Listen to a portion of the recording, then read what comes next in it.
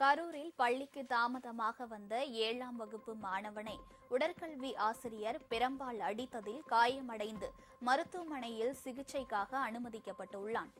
கரூர் காந்தி கிராமத்தில் செயல்பட்டு வரும் தனியார் பள்ளியில் காளிப்பாளையம் கிராமத்தைச் சேர்ந்த பானுமதி என்பவரின் மகன் 7ஆம் வகுப்பு படித்து வருகிறார். பள்ளிக்கு தாமதமாக சென்றதால் உடற்கல்வி ஆசிரியர் மணி மாணவனை பெரம்பால் அடித்ததாக கூறப்படுகிறது.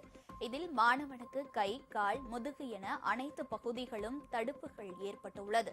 இதனை கண்டு அதிர்ச்சியடைந்த மாணவனின் தாய் அவரை மருத்துவமனையில் அனுமதித்துள்ளார். மேலும் ஆசிரியர் மீது நடவடிக்கை எடுக்க கோரி காவல் நிலையத்திலும் புகார் அளித்துள்ளார்.